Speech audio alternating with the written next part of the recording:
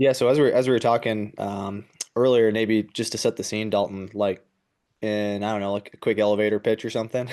Yeah. Describe like what your background is and how you got into like what your current role is and how you got here. Dalton White, I'm the Assistant Director of Athletic Performance at UC Irvine.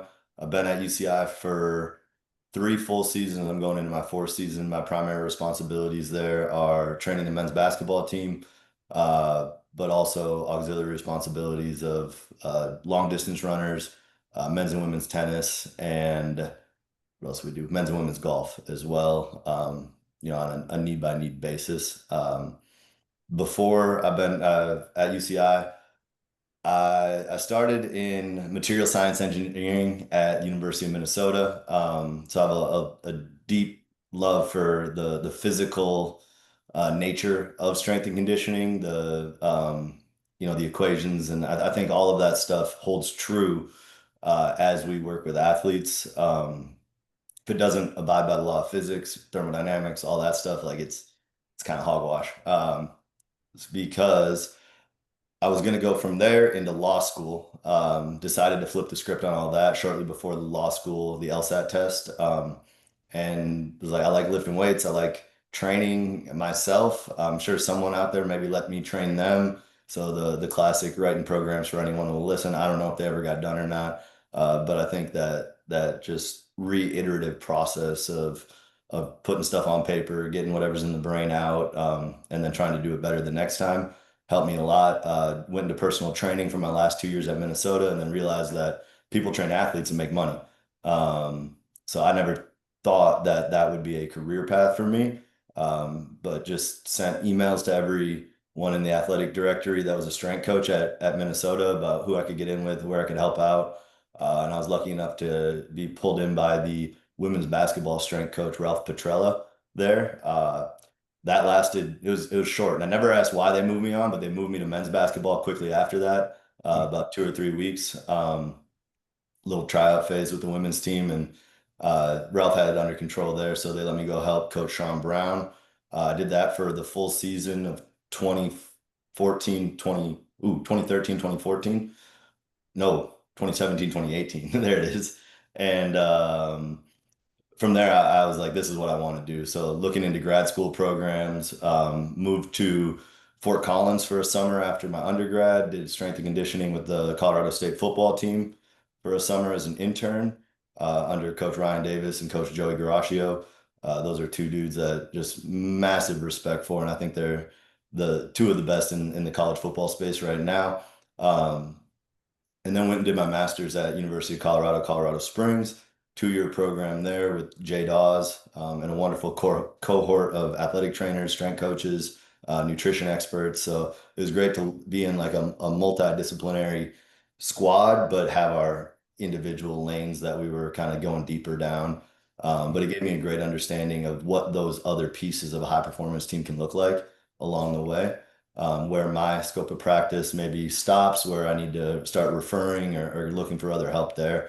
And at that point, I was looking for whatever other work, whoever would let me train whenever, wherever. I actually got linked up with Fix. It's Find Your Extreme. They're located in Monument, Colorado, and they gave me my first shot to get paid to do this stuff. So I'm always grateful for what they were able to offer me. And we started with 3 athletes where I was basically just babysitting the gym while they were still coaching football. And Was then, that a private training facility or? yeah, like a private sector, Yeah. it's not like invite only, but it's if Yeah. you want to show up and get better, we'll take you.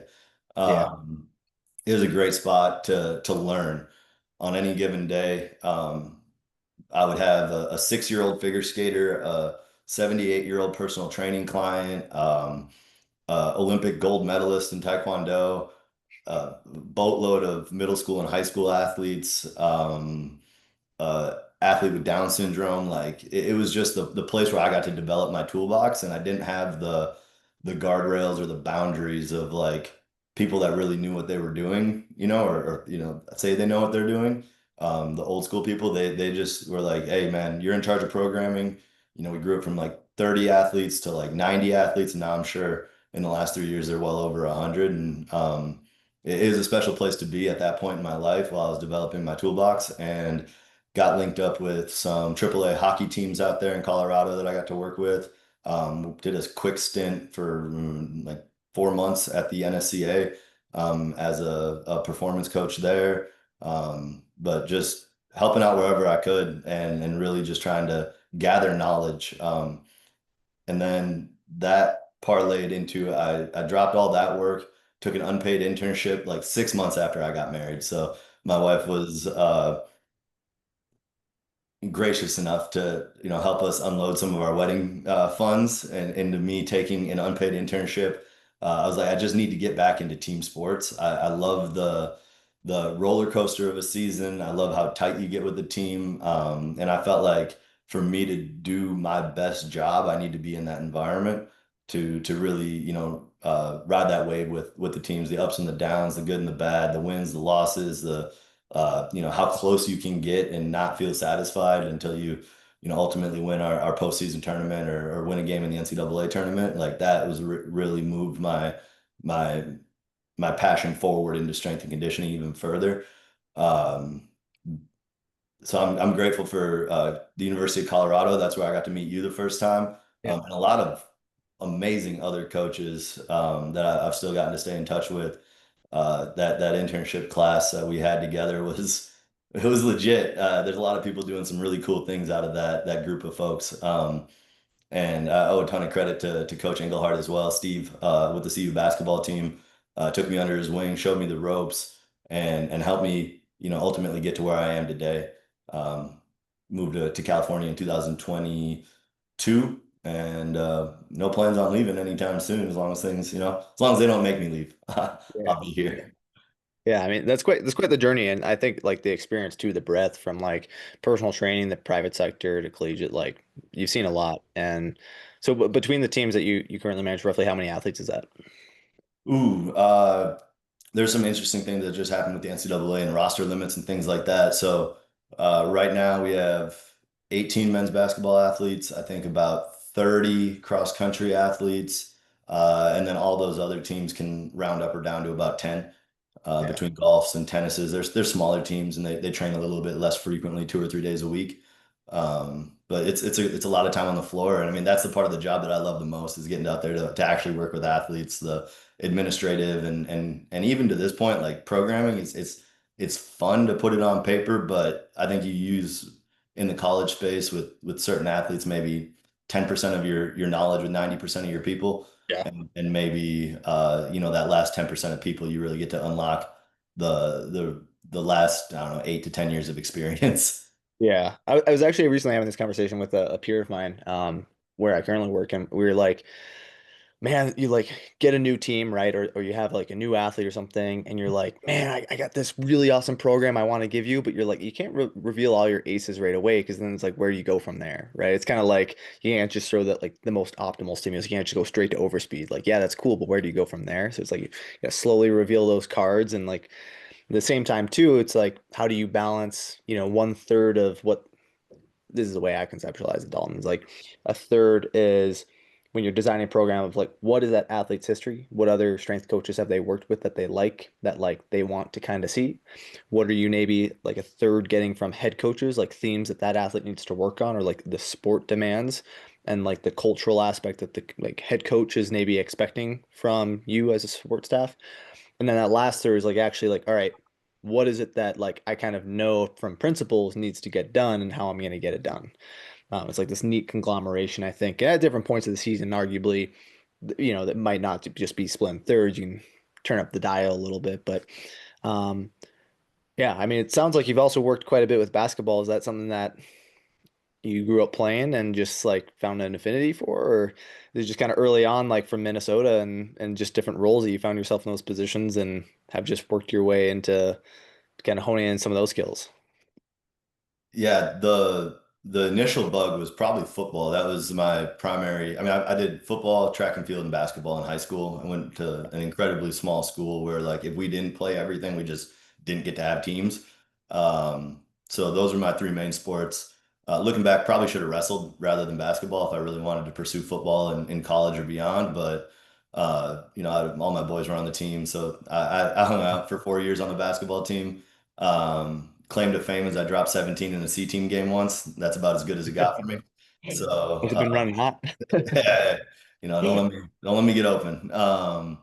But I always thought it was going to be football. That's where you saw the most content coming out of at that point. We're thinking like 8 to 10 years ago, before social media, everyone had a full social media department, but like I knew there was strength and conditioning in football, and that's what led me to that internship with Colorado State. Um, and I still got love for the game of football. I love watching it. I love the different athletes that fit together to, either play offense or defense, and like how each person has their role, different training demands, and kind of how all those small pieces work together.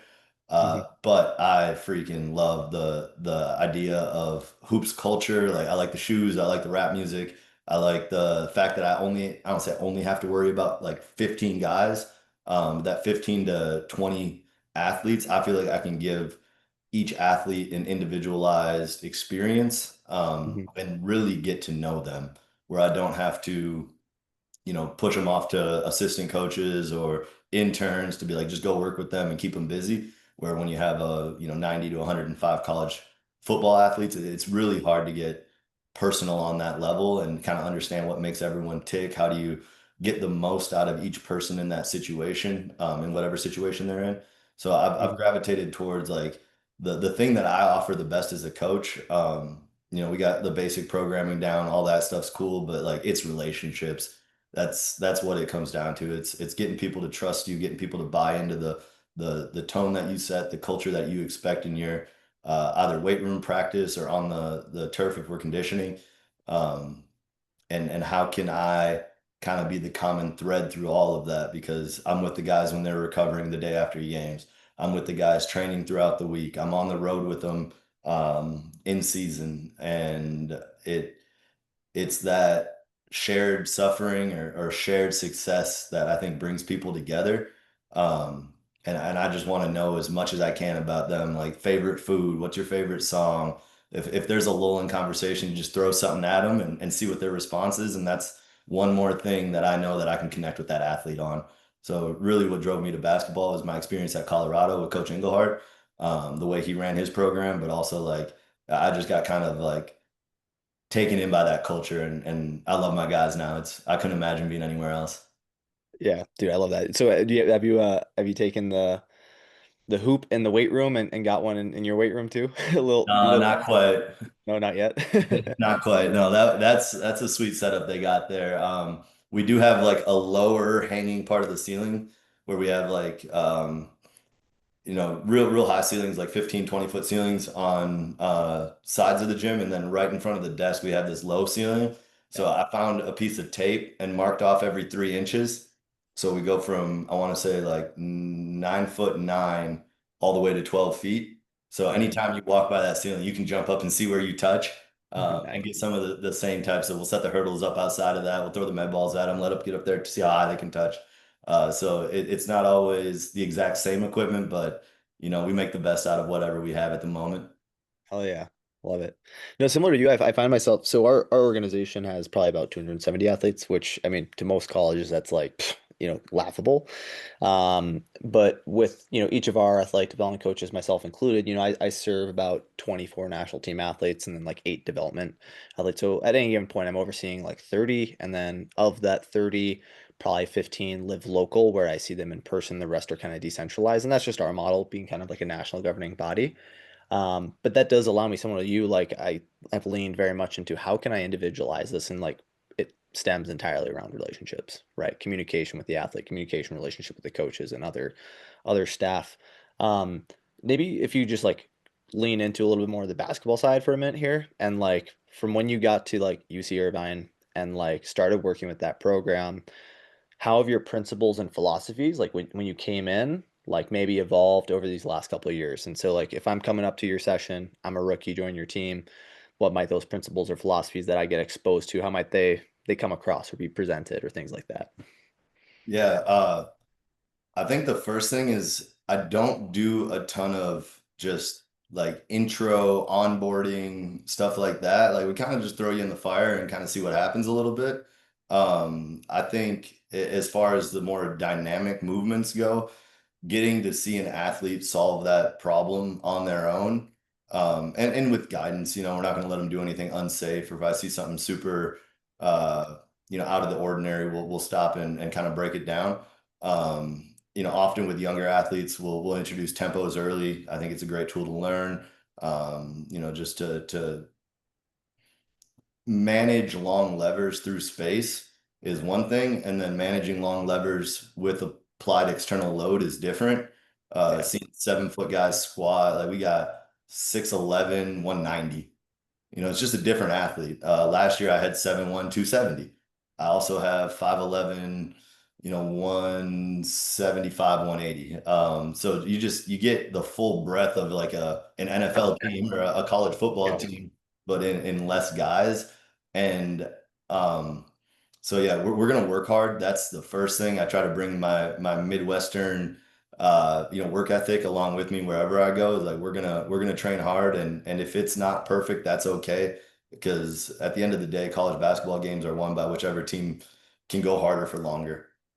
We play a deep rotation where a lot of guys will only play 8 to 9 guys through a game, and we're not afraid to go to 11 or 12. So we just literally have more bodies that are capable of performing the work. There's only 200 minutes between 5 athletes throughout the course, or averaged out. There's 200 minutes in a game between 5 athletes that can be on the court at one time. So we're able to work at a higher rate because we don't have to work as long. Hmm. Um, and that's sort of the philosophy that Coach Turner, our head basketball coach, has brought with him along the way. And I try to let that bleed right into the things I do in the weight room. Hmm.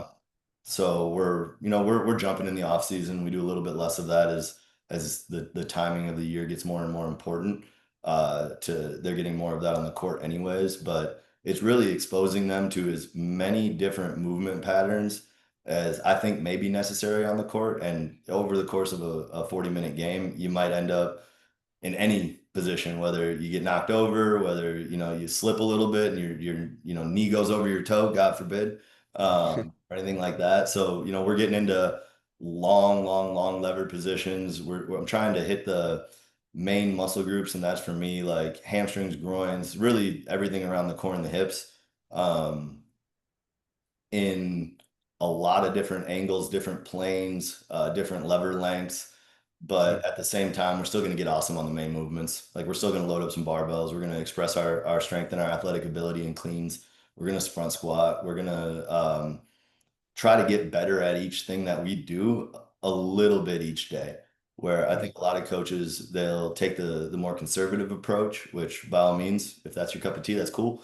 Of like, okay, we got to have, 3 weeks of goblet squats, and then we're gonna transition to our front squat. And then, if that looks okay, maybe we'll load you on a bar on your back. But I'm like, these are high level problem solvers. The best athletes in the world are the best compensators. So I think a lot of coaches may do a disservice to their athletes by maybe holding them back a little bit. Where I'm like, hey, let's throw it out there. Let's see what we got. Let's throw it down. And I got certain freshmen on the team that are like, it looks like they've been cleaning all their life, and they're like, I'm like, how long have you been doing that? Like, oh, we just did it for the first time with you. I'm like, all right. So if I would have done an 8 week clean progression, we would be 8 weeks behind where we're at right now. Um, Yeah.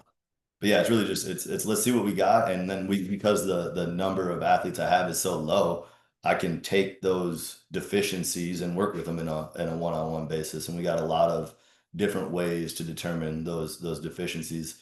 A lot of vault technology, the force frame, the Nord board, Mhm. force plate or force decks. Um, the timing gates. We've even done some motion capture stuff in the past to kind of see where range of motion deficiencies might show up.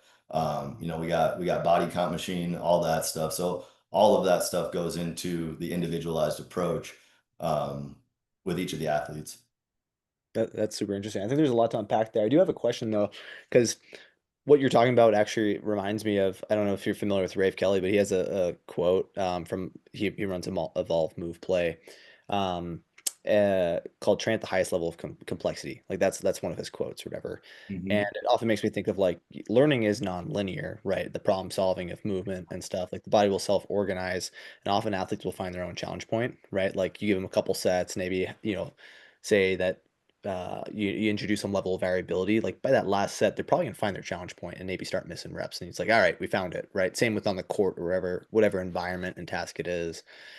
I am curious if you have like, a returner or a freshman, they're coming in, like what in your eyes as you're having them go through, multi-planar movements, you're maybe using that like train at the highest level of complexity. Let's like cut, trim the fat, save some time, have you kind of jump in and see where you're at. We'll coach you up kind of as we go.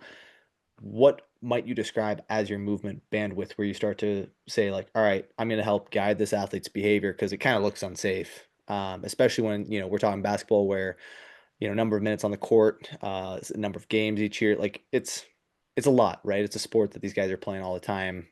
It's probably hard to get them off the court to not touch a ball. Just walk me through like how you manage some of that and how you feel like what your movement bandwidth is for guiding behavior.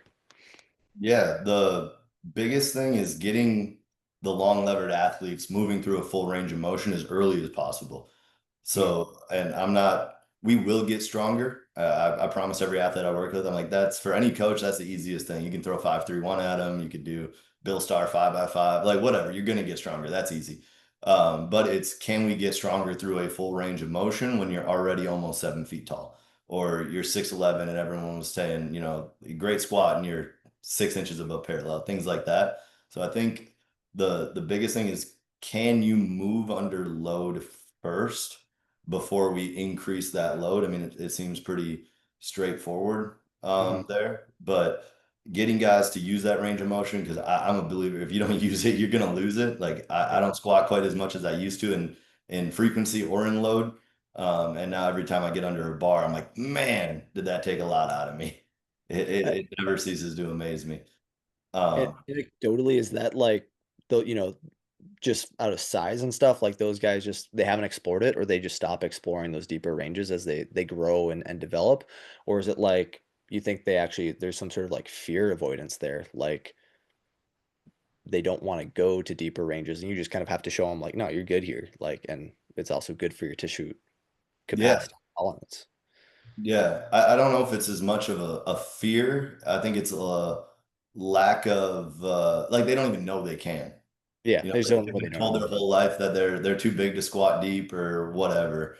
Yeah. Um, or you don't need to for performance or whatever it is. Everyone's got an excuse, but I think it's literally a lack of motor control to get into those ranges, get out of them. We've noticed across the board with our athletes, there's just not a massive, but their concentric abilities are outpacing their eccentric abilities.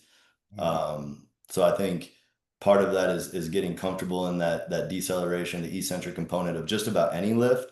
Um, and I don't know if this is true or not, but one of the strength coaches that I worked with at Minnesota, he said that for every extra inch of arm you have, it's like adding 10 pounds of weight to the bar. So Mhm. in an athlete's mind, they want to add weight to the bar. And then what does that do on the opposite side of that equation? It's going to reduce range of motion. So for big athletes, getting them comfortable with their body weight first, we're doing, full range of motion, get your bicep past your ear on pull-ups. And I don't care if you get three, because you'll turn that three into 10 in no time, if you Mhm. do it the right way, or we can have 15 crappy ones and never get better, Mhm. kind of let them make that decision. And then as far as like, actually loading movements, as far squats, we'll trap bar deadlift as well if I really need like if we're trying to get a lot of weight on the bar and move some weight on any given day. Sort of bring the environment to match their size. So putting a couple blocks under a deadlift, I think all that stuff is great too, because as you said, with like that movement bandwidth, we're always going to make sure the lower back is stable, safe. Teaching athletes how to brace early, I think is something that maybe goes. That's what we did on day one with cross country. Like we took 30 minutes to like feel our abs, see how we can put air into them. Um, because trap bar deadlift is one of our KPIs on lower body strength with them. But I just want to make sure we're doing it safely. and each movement bandwidth can, I think you have to sort of match it to the exercise, obviously, but also the athlete in front of you. Um, and if athlete gives me a lot of pushback on, going to the floor rather than to a block on a trap bar, like meet them where they're at. Like there's no problem setting them up for success. I always tell my athletes, I'm never gonna put something in front of you that I don't think you can accomplish. You might not know that you can accomplish it yet, but trust me that the challenges that I'm putting in front of you are well within your means um, of completing properly.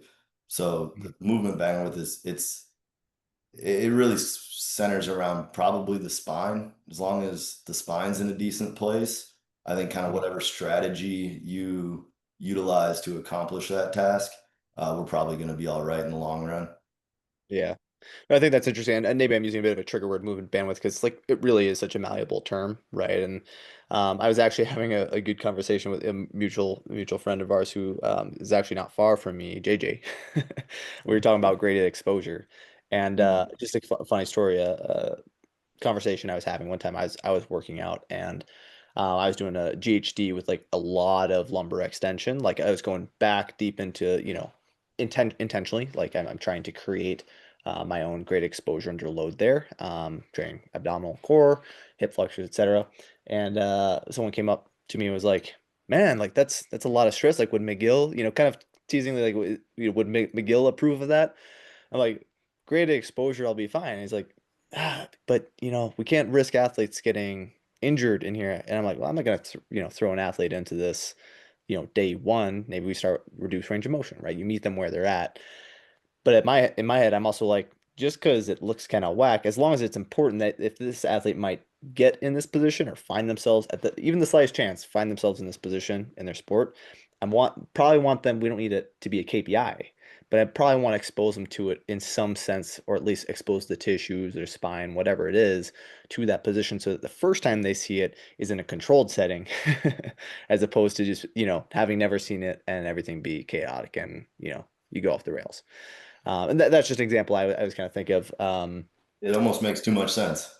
Yeah, when you say it like that, you're like, oh yeah, that kind of makes sense, right? But yeah, movement bandwidth, I think, is something that I just generally refer to as like often with S&C strength coaches, or even you get coaches, sport coaches that come in, or PT, and they're like, they're going to valgus, right? And it's like, well, what is it that we're really looking at here? Like what's the context of the individual, the task they're doing, where are they going to have to perform this, right? Which I think is being adopted more across the board generally in S&C these days, which I think is a good thing. But speaking just to like other stuff you're doing, since you did mention like a lot of technology, I don't know how much you use it, so we can lean into that as much as you want. You can get as granular as you want. I know, across the board, it seems like testing, the isolated context all the way into the integrated seems to be better understood, in some mainstream sports like basketball. So I'd be curious for you to just kind of describe like whether it's force plate data, whether you guys are doing like handheld dynamometers with leg extension or things like that. What is you're using, maybe how you're using it. Yeah, feel free to get as descriptive or keep it as general as you want. No, the Vault technology is incredible in the way it all sort of fits together in one hub, and you can make graphs, well, everything you need. We have a really unique integration. Our supervisor, boss loves the word integration, between the sports performance, or I guess we're all sports performance, but between strength and conditioning, between the sports medicine athletic trainers, and then we also have two um, not UCI affiliated PT clinics that work out of our athletic training room. So when we need to refer an athlete to PT, they're able to get their hands on all of the data that we collect with our athletes. They're able to collect some of their own with our tech all the way around. And I haven't had the experience at any of the other places that I've been of how closely these groups of people get to work together on a legit daily basis. Like there's not a day that I don't see the PTs working with the basketball athletes, even if it's just like a what's up, how you doing today? But it's an everyday occurrence. And the athletic trainer that I get to work with basketball as well, Kim, she's unbelievable. She's probably the reason that we both stay sane throughout the full season. So like it's it's a unique, and I think it's hard to replicate. We're lucky proximity wise, our athletic training room is literally directly across a courtyard from the weight room. So it's not too hard to get to on a daily basis, which is also both rooms are connected to a practice gym. So for the court sports, our two volleyball teams and our two basketball teams, it's like you can just about find anyone you need to know in those three areas. Um, so that's number one, because the information does nothing if the information is not shared or Mhm. implemented to make decisions. Mhm. Things that we do with the tech, our basketball team goes through like a full isometric muscle testing battery, leg extension with the dyno. Um, leg curl. We're doing a like soleus push, a bent knee calf raise, essentially ISO into the force frame, working AB ductors and AD ductors, checking out like, I only use it for ratios. If something bigger pops on those, they'll usually let me know. But they go through a pretty extensive test every 6 to 8 weeks to kind of understand where those muscular imbalances might be. And then I think it's my job as a strength coach to remind everyone that sports happens with all the muscles working together at once. It's never just one muscle's fault that something doesn't, go right on the court or whatever, or like your left, groin is 11% when we set our threshold at 10. Like, yes, we can work on that, but no, that's not going to be a massive issue for us. So I think it's the strength coach's role to kind of keep that meathead mentality just a little bit, where it's important. Like these are robust athletes. One small grain of sand, in the organism isn't going to shut the whole thing down or whatever it is. So I try to keep the testing outcomes realistic to the athletes. It's like sports are imperfect, and none of the athletes that we get to see in front of us are the LeBron James. They're not that level of um, gifted just athlete in general. Like it didn't matter if LeBron's going to play football, basketball, or baseball. He's going to figure it out. He's probably going to do well. Yeah. Well, to So your point, right? Like they're the best compensators, and I've actually started reframing that as they're the best problem solvers, right? yeah, It's instead of compensation, it's just no, they might have, and this is my Swiss cheese analogy, Dalton. It's like Swiss cheese has holes in it, right? But no hole goes all the way through. It's just kind of sparse throughout. It's kind of like a body, right, with little micro damage throughout. Obviously, you want to avoid that. Oh, we're starting to get a hole in one spot. As long as we stop it before it goes all the way through, that block of cheese is gonna be fine. yep. But if we get one hole here, we just want to make sure it doesn't continue to grow in size. Can we help this athlete, find a different way of coordinating something or give them action capabilities, like making sure that physical qualities or characteristics aren't a rate limiting factor as much as a rate limiting factor, so we can solve their problems and or organize themselves in more efficient ways that again continue to minimize the likelihood of this whole emerging in this block of cheese. That's Yes. that's my Swiss cheese analogy.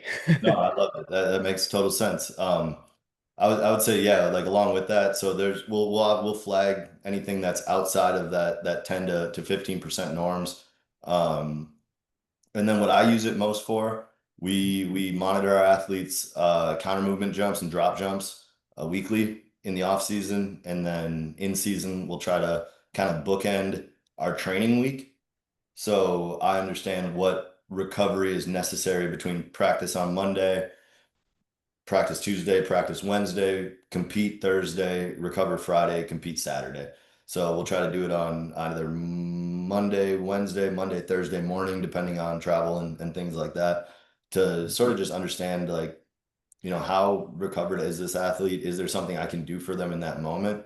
Um, Otherwise, I'm looking at the ABAD ratio, and I'm looking at quad hamstring ratio too, just kind of as like global check engine lights. If I know your hamstrings are that weak, then we're going to be at a higher risk of knee injury. Your deceleration capabilities are going to be limited in some capacity, or you're just going to be more likely to get a hamstring injury, and that's no fun either. So yeah, ABAD, quad hamstring, counter movement jumps, and something that I use to kind of dictate my A or B blocks in training is going to be a DSI test. So Mhm. we'll use the counter movement jump. We'll jump on we actually just got a belt squat attachment like they had at CU. around the fourth plates. So we're going to move to the isometric belt squat testing rather than the IMTP, just because I don't want to deal with grip strength. They're teaching kids how to use straps and things like that. And really, how good is the data if you're not sure how good it was collected? I don't know. It's a conversation for me to have with the ATs and the powers that be. So yeah, I try to use that stuff as much as I can to kind of dictate A block, B block. Do we need to focus on strength? Do we need to focus on power? And then our lower accessory movements will kind of lean more into, are your quads weaker than your hamstrings? Are your, adductors weaker than your abductors? And if I do a good job there, a lot of things kind of take care of themselves and we stay pretty healthy. Nice. Is there any like on-court testing or like sprint-based stuff with like timing gates or anything like that? Yep. I use I Like bust. on a Oh, case sorry. to case basis, What's up? or is that just more like a case, more like case study, case to case basis? Yeah. So we run the NBA Combine. It's a great way to get testing done, basically. So we're doing approach vertical, we'll do standing vertical, we'll do the 185 bench test, three-quarter court sprint, lane agility, things like that.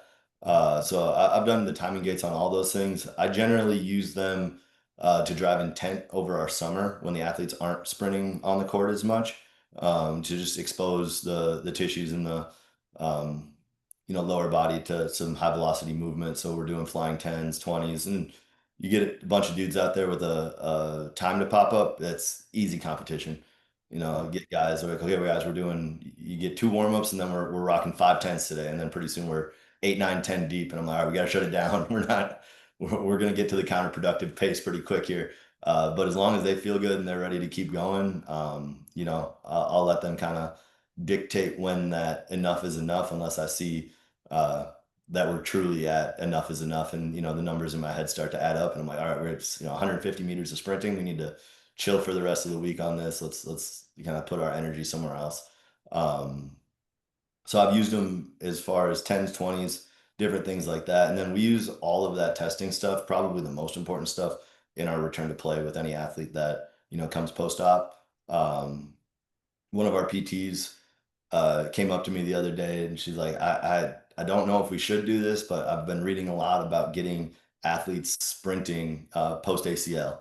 And like the earlier we can get them running fast, maybe the certain aspects of their recovery gets a little bit easier or they lose less of those speed qualities, throughout the time when they can't move as fast. Mhm. Uh, and I was like, hey, like this is the place to try it. Like I know it seems like a maybe a high risk, high reward, but if it works and we can always, change path and adjust if something doesn't look like it's working. But we've had great, great, great um use of catching speeds on the curved treadmills initially before we have them start sprinting on the ground. There's just a little less eccentric force on the curves because the track's running, with your foot as you strike rather than having to pull your body across the ground. Um, so just having really bright minds and different ways to use that equipment. And all of our return to play athletes get their full battery of testing every 6 weeks as well. So I just had an athlete last week go through testing. There were certain aspects of knee extension at different ranges of motion um, that to the prior 6 week testing mark, we needed to clean up. So, I was able to hammer the surgical leg, really just extra quad extensions on one side, and it cleaned up the 60-degree and the 45-degree asymmetries. And now we're just looking at a little bit of an asymmetry around 30 degrees of extension, so almost completely locked out.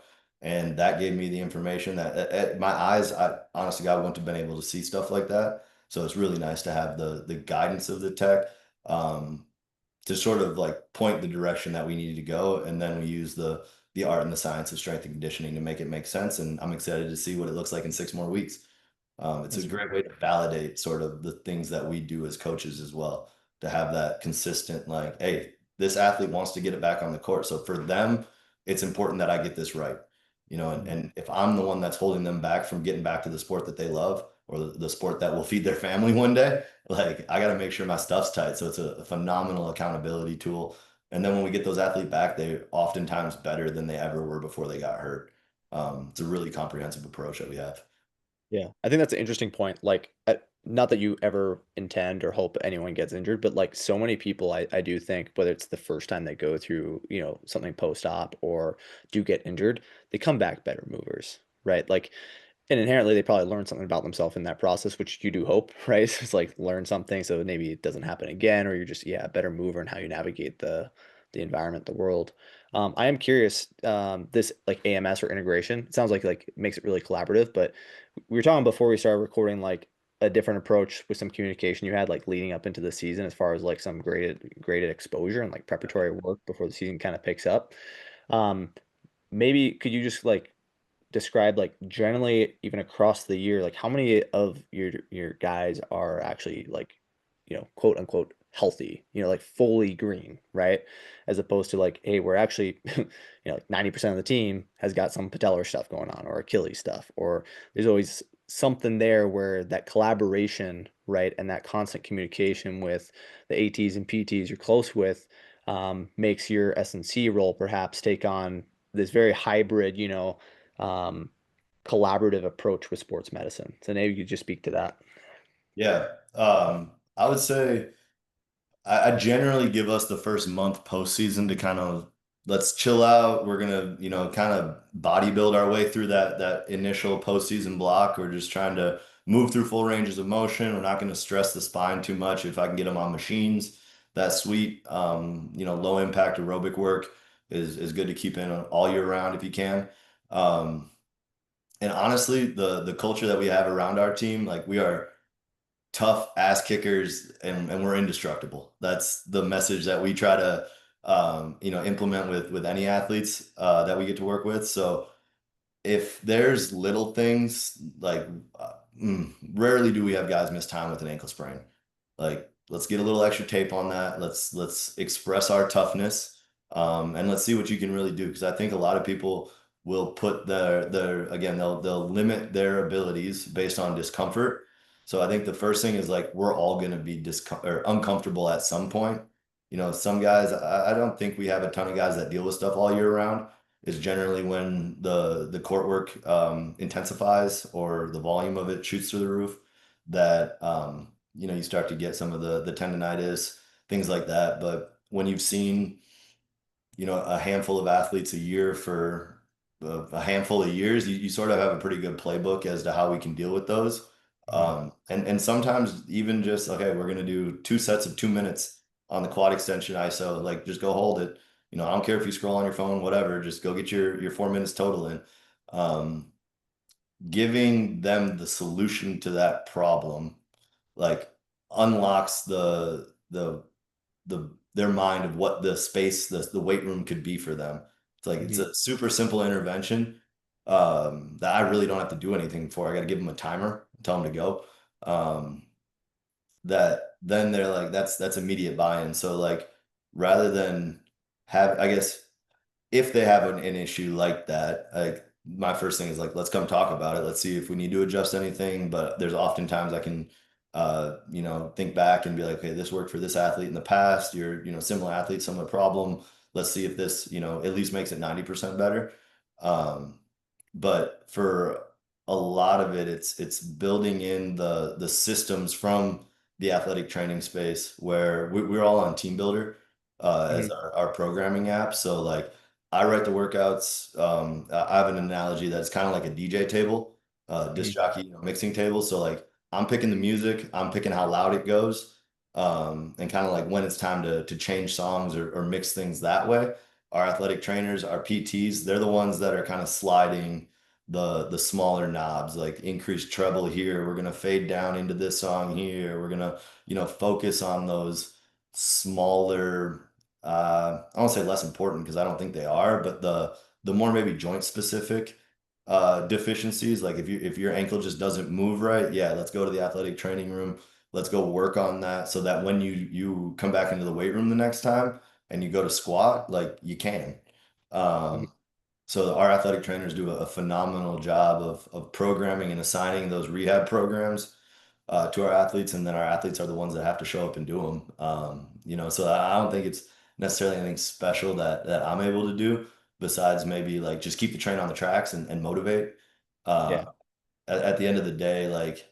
I think we're confidence coaches more than anything. I've seen athletes with all the talent in the world just crumble in when the lights get bright, the moment gets big. They're just not the same athlete that they are in practice, or in a less intense environment. Whereas there's other athletes that just, I don't know, everyone says they got that dog in them or whatever. It's like they rise to the occasion, they rise to the moment. Um, so between me, the PTs, and the athletic trainers, we just want to give these athletes solutions to the problems that they feel on a daily or a yearly basis. And if they're able to feel confident in what we're giving them, they're able to take that confidence to the court or to the field and express their athleticism kind of with no self-imposed limitations. Hmm. That's super solid. Yeah. And I think when you afford athletes certain solutions, right, they hopefully then take ownership of that. And then like, especially if it's meaningful and impactful, like then they're definitely taking ownership of it and gonna do it themselves. So they'll keep asking you for that timer, right? So they can go hit their 4 minutes or whatever it is that you want them to do. Super easy stuff, man. It's rarely all that complicated. And I mean, like in anything we do, it's just like meet the athlete where they're at, figure out really what the problem is, and then if you've been in the field long enough, you almost guaranteed to have a solution. And then if I don't, uh, they know that I will work my tail off. It's either on PubMed or reaching out to Steve or talk to Brian about something in the shoulder or the spine or whoever it is. Like your network is your net worth at the end of the day. And like if we're not leveraging these relationships with our peers to help our athletes, like we're cutting out probably double the knowledge or more that we could have with them. It seems too easy. Yeah.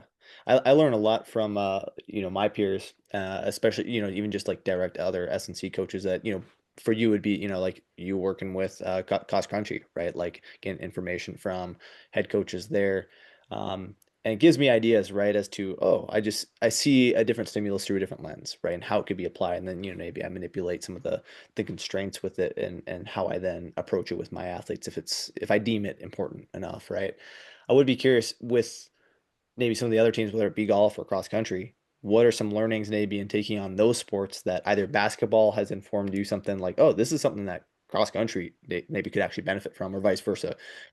Cross country is doing this really well. This is what our basketball guys could actually benefit from. I'd be curious, just or even just like your time with football, right? From some of your previous experiences that you're like, man, like that actually worked really well here. I don't know if you've had like those dots connect in different ways, but I'd be curious to hear if it has. No, it always does. Yeah.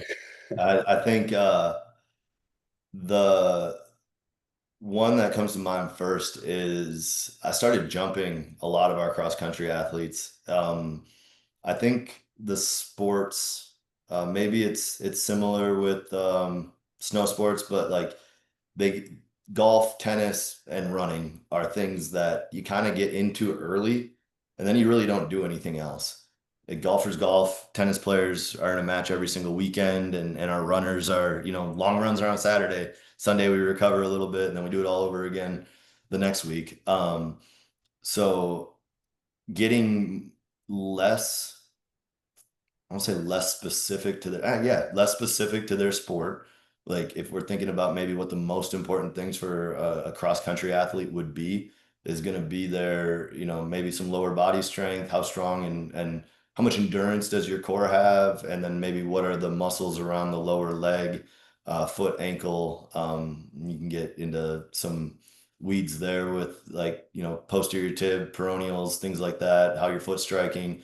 Like you could go down that rabbit hole all day or for a full year, and maybe it improves them by like that 1% that we're always looking for. But I just started having them do box jumps and it's like exposing them to different movement solutions to problems that they've never had to face. Like I think a lot of the kids that come through these days, they specialize in sport early or they give up play to go play sports, which is sweet. Like I love the competitive nature of sports as long as you're exposing yourselves to different sports. I'm a big fan of multi-sport athletes in general, but kids don't play as much as they used to. They're not falling off, jumping off the swings or like, flipping over off the monkey bars or, it's climbing up the slide. Like whatever those things are, I try to keep a little bit of that Mhm. in the program for these athletes that maybe weren't exposed to as many of those things or for as long.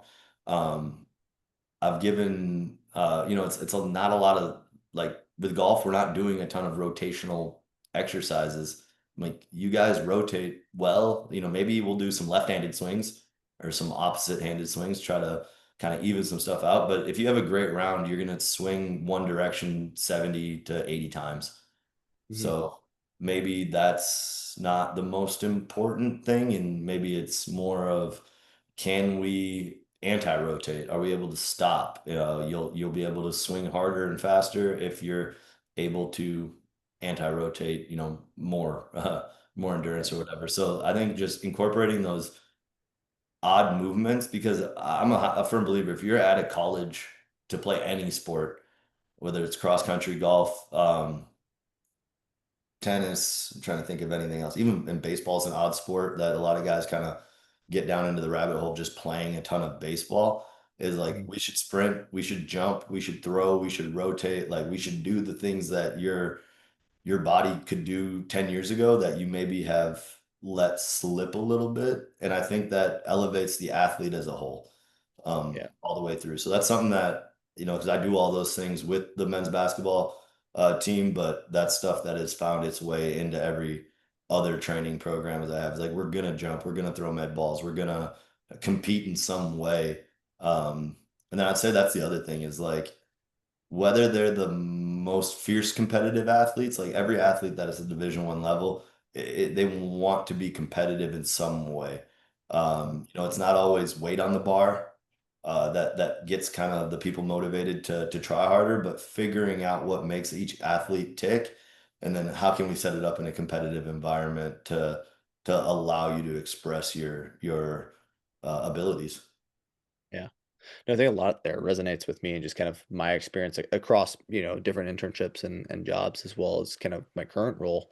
Um, One that kind of just stands out to me is like to your point, like yeah, a lot of skiers do get on a ski track early, right? And like arguably, yes, like we do train plyometrics. They need some sort of like reactive strength, right? And they need like long SSE, short SSE capacities, and be able to demonstrate that. But at the same time, too, like they're actually not a jumping sport, right? It's like actually high. It's high force. Like you're holding these long, like eccentric gravity. It's gravity driven, uh, similar to like ice hockey. And so like you can probably actually jump them year round to maintain some neuromuscular qualities really well, just general athleticism. And there, what comes to mind actually is just along those lines is, we throw around, I feel like in our industry, like, what's the low hanging fruit? Almost, I think sometimes arbitrarily as if it's almost like a bad thing, like it's too Where do you general. look first? Yeah, like it's almost too general of athleticism that like, oh, everyone should be able to do it. But it's like sometimes that's where the biggest bang for your buck is for especially maybe at the college level where it's like you're still developmental. Like there's still a lot here and to your point, Dalton. Like you maybe like 10 years ago, went down the golf route and, you should be able to sprint, or same with like cross country, like you probably should be able to jump and it's a good way so you're not like being redundant with certain exposures to the same tissue, right? And I had a mentor kind of describe this like low hanging fruit to me that resonates, and he described like water going down uh, like a canyon, right, of rocks. It's like water doesn't just follow the path of least resistance, but it also fills cracks in the rocks. And that isn't a bad thing, but it fills those cracks because that's where gravity's pulling it. So it fills those very simple gaps along its path down. It's like S and C and making sure that certain physical qualities aren't the rate limiter or the predominant rate limiter can actually be, I don't want to say easy, right? It's often distilling something complex to something simple, but sometimes it's that really simple stuff that can have the biggest impact, especially if it's more of a development age or you're helping someone try to get to that next level. Definitely. It's I always like I went through the kind of I don't know what the is it Dunning-Kruger, whatever one it is. You Yeah, know a for sure. lot, you think you know everything, and you go down. And as that's happened through my career, like everything's gotten more simple. If it was like 5 sets of five that got people strong in the first place, it still is. Yeah. And you can do accentuated or yeah, AEL loading. You can use weight releasers. You can get as fancy on wobble boards and things like that. But like at the end of the day, like there's a reason this stuff is considered the basics. Um, and I think that's because it's still super useful. We have a throws coach that handles most of the programming. Actually, they handle all of the programming for the throwers, the multis, and the sprinters with the UCI track and field program. And this dude's forgotten more about Olympic weightlifting than I ever hoped to know. And like how simple their program is year round. It's unbelievable, and it's a very Bondarchuk. We're working from the GPP, SPP to the competition event, which you can get away with a little bit more in the track and field, sports, time-based sports like that. Um, but it's one of my favorite things to do is to watch what they're doing and just ask him questions. They're the strongest athletes we have on campus. We just had a couple of 210 kilos, I want to say, for a couple of 3 to 5 rep, on squats. Um, 180 for 10 plus with a couple of guys. So it's just fun to be in the room while that stuff's going on. Keep it Um, strong. yeah, I try to get some through osmosis. I'm trying to like stay strong. But they squat, they bench, they clean, and they'll do all of those on one day Mhm. and that's their day. Or, there might be a couple of accessory movements or things like that, but then they come in the next day and they do core and arms, Mhm. accessory muscles, biceps back, some flies, things like that. And then they come in on the third day of their program, they're doing exactly what they did on the first day. Mhm. He had him on, it was legit like 5x5 squat bench deadlift, like 3 days a week for the entire summer. It was sweet, and their athletes come back just yoked. Wow. It's a credit to the athletes being able to do that, and through the monotony of that. But like the proof is in the pudding with those guys. Is like they got stronger, they got better, and our women's track team won the conference championship for the first time um, in at least 18 years this last season. And you can't say it's all because of their programming and what they were doing in the weight room because I think there's so much more to it than that. But uh, success leaves clues, and I'm like, there might not be something to be said for doing the basics and just beating your head against the same wall until something works. Yeah. Hell yeah. Well, I want to be cognizant of your time here, Dalton, and this has been a fruitful conversation. I would Yep. be curious, with a couple minutes left, maybe, what are you exploring? What maybe rabbit holes are you currently going down? You feel free to get super granular with it, with like programming. Maybe if you want to speak to basketball, maybe your own programming you're doing for yourself, or personal ventures that you're exploring. Yeah, what's going on? What's coming up? Yeah, programming for myself is the least interesting thing currently. Basically, walk through the gym until something speaks to me, and I'll start with that and try to get the body moving a little bit. Try and root that. Um, Hypnosis. yeah, just rip a couple of ammonia salts and figure out what's up. Um, No, like I've really enjoyed for myself more sprinting, more Olympic lifting. They tend to just feel better on my joints lately than heavy squat, bench, and deadlift things used to. I trained as a competitive power lifter for 5 or 6 years. I was heavy. I was very useless in a lot of ways, but I was strong. So it was a cool chapter of the life to probably be as strong as I'll ever need to be. But I've really had a fun time with the vault plates. I try to just stay as close as I can to the 100th percentile on as many things as I can. Whether that's, eccentric braking force, jump height, whatever it is. And then I'll talk a bunch of shit to our guys when they jump on the plates and if I can still beat them or not. Jump on there cold and beat him, yeah. Always, always. I had a Gotta nice gotta cold. give him a little nugget to go after and show that it can be done, and then drive that competitive spirit. Yes, sir. I had a cold 500-pound deadlift the other day that still went up. So like with the strength is still there. We can still do it. I was, just got to remind myself probably more than anyone else every now and then.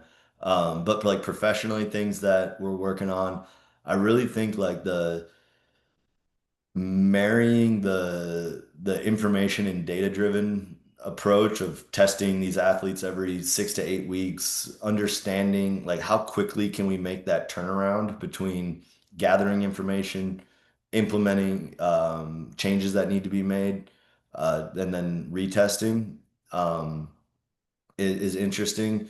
Because I'd love to use like our counter movement jump data on, Monday pre-lift to dictate some things that maybe happen in that Monday lift. Mhm. We're not quite at that point yet. So just figuring out more ways to be more efficient with the data we collect. But really marrying the meathead side of strength and conditioning that I love, the go rip 100 biceps after the lift type stuff with the we're still doing things that will make you a better athlete and hopefully unlock the most athletic ability that you can offer. Because people are starting to get paid at just about every level to be the best athlete that they can be. I think that helps us with buy-in in certain situations. Um, there's a financial incentive, and not that there never was with scholarships and things like that, but the fact that money's on the table in a lot of football and basketball programs, um, I think if you have the right kids and you're able to offer the right kids the right amount of money, um, they can start to shift their mindset to like, this is a profession for me. Like, yes, you still have to be a great student. And I think college is harder than being a professional athlete because of that, because of the social pressure. There's maybe less like total financial stability if you're not in the NBA or in the NFL or whatever. But for the most part, it's a developmental time of their life. They're able to develop their bodies. They're able to develop financial tools. Like, how can I be the best role model? Just good dude, husband, things like that. So just trying to marry it all into like this strength and conditioning profession is unfortunately you kind of sign off on like 8 hour days or whatever you planned. Mhm. We're not working bankers hours or anything like that. So the fact that I am as involved with the team that I can be, like, how can I mentor? How can I be someone that these guys, when they're not forced to be with me, you know, 4 hours in the weight room and 15 hours on the court, um, what's going to make them want to give me a call when they have their first child, or like let me know how they're doing professionally, or even if they're not in sports anymore, like, seek out advice or whatever it is. Like, I want to put myself in that position with my athletes so that they know I'm in their corner no matter what. um we had my wife and I hosted a couple of our coaches and international athletes for Christmas this last year. So like things like that, like how can we make an impact in not just our team, but then hopefully by extension our community. Um, and if not that stuff, at least the athletes are getting better in the meantime. You know. Yeah. Well, that's all some good stuff, Dalton. And I love that, from afar, I can already kind of see that you're contributing to a pretty big legacy there at UCI. So I have no doubt that will continue to grow. We're gonna do our best, brother. Yeah. If people want to get a hold of you, is there an email or what's the best way? I don't know. You can drop Yeah. the show Uh, notes. We can go daltonwhitetraining@gmail.com. It's probably the best way to get a hold of me via email. I'm on Instagram. I think my handle is Dalton James White. Um, and honestly, I don't remember what my X handle is, but if you find me on Instagram, that's probably easiest. Sweet. Well, I appreciate you taking the time, Dalton. Thank you. Yes, thank you for having Uh, me, Brian. I appreciate it. yeah, incredibly insightful. So cheers. Cheers. Have a good one.